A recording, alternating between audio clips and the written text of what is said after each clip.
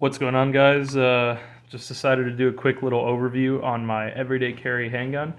I know I haven't really covered firearms before, so I figured the one that I carry and use the most should get the most attention, or at least the initial attention. I'm a Glock guy, in case you guys haven't noticed. Big fan.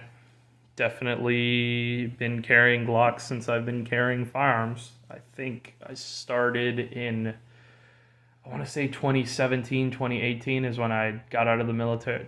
2017 is when I got out of the military, but I think 2018 is when I finally bought my first handgun, and I got my concealed weapons license for Florida. This is my EDC. It goes with me almost everywhere. Yeah, this gun in particular is not my original EDC. From when I started, I used to carry a Glock 19, and I moved to the 34. The reason I went to the 34 is because I used to own a P226 that I traded for this Glock 34 with a friend of mine who was working at a gun store at a time, and he basically had an excuse me, he had an extra Glock 34 MOS, so I figured, well, why not?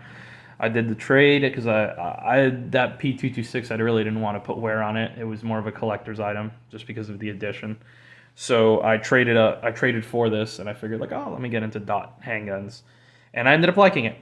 So let's start with the very obvious orange holster.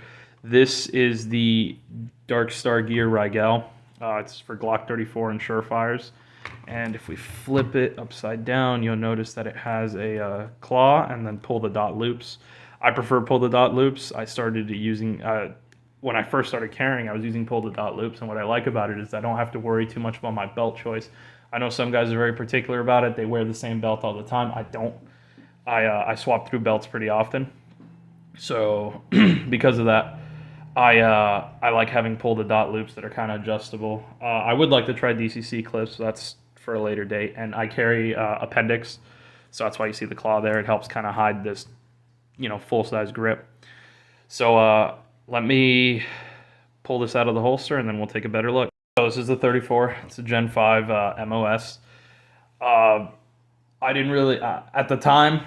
I already had a Gen 5. And I kind of wanted to keep the consistency, so I was happy to. I only agreed to the trade if it was a Gen 5 MOS, and sure enough, it was.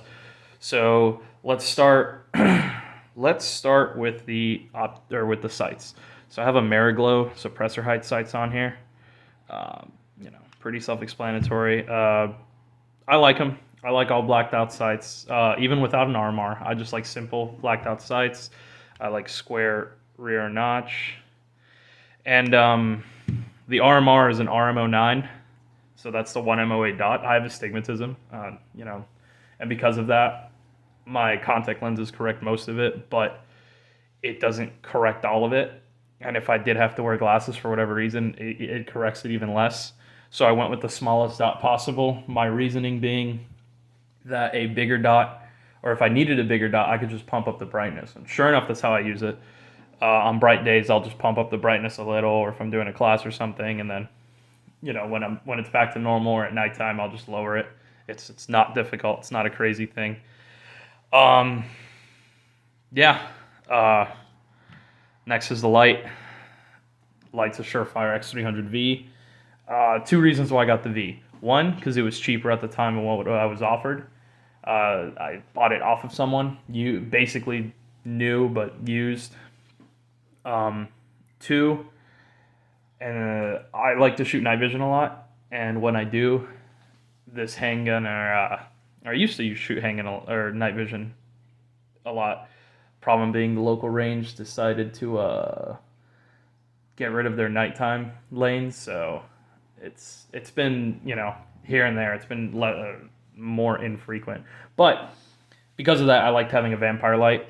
The RMR is also night vision capable. I made sure to get an adjustable one for that. I didn't want an RMR that I couldn't use with nods perfectly. So I wanted the same with my light, X300V. Something that someone let me know on Instagram back when I had one was that the X300Vs tend to have a tighter hotspot, which is cool because that's kind of what I prefer. A lot of dudes like flood. If I need flood, I have a handheld flashlight that I can just shoot with. But I like having a spotlight. I don't know. It's a small light, so I'd rather just have it bright. Pinpoint. But yeah, other than that, everything else in this handgun is stock. I'd say the only big difference would be, I think I broke the slide ejector to where the slide wasn't locking open. Or not the slide ejector, but the slide release. The slide wasn't locking open on an empty mag. So I swapped that out, but I swapped it out for another factory one. So yeah, kind of doesn't bear mentioning. I put grip tape on here. It's sweaty. It's South Florida, and I don't like putting on chalk on my hands as much. I know some of the competition guys don't mind. I don't, because then it just gets all over my clothes. Because this gun goes from the range, it might get wiped down, might get lubed, and then it goes right into the holster and back into my waistband. Moving on to the magazine. It is just a regular Glock magazine. Only things I've done different is I marked it with some paint pen that's coming out.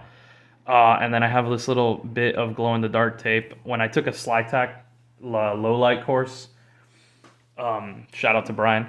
But when I took the course, Brian kind of was showing that he had glow-in-the-dark in a lot of his stuff for classes. And I realized that that was kind of a smart idea for something that's an EDC tool. Maybe not for, don't throw glow-in-the-dark on your magazines for your recce setup or whatever. But for your EDC stuff, it's good for two reasons. I've noticed one, that when this is on the nightstand, I can find it a lot easier because all I have to do is look for that little glow. So if you're woken up in the middle of the night, you're not like frantically trying to turn on a light. I can just kind of see where it's at. And then two, if you're training with it, if you do this with all your training mags and you're training at night, it's a lot easier to just kind of administratively pick it all up. Ammo inside is Spear Gold Dot, 124 grain. Nothing crazy. I prefer Gold Dot over the G2. I used to carry Federal HST, and then it got kind of more expensive from where I was originally getting it, so I cycled it out.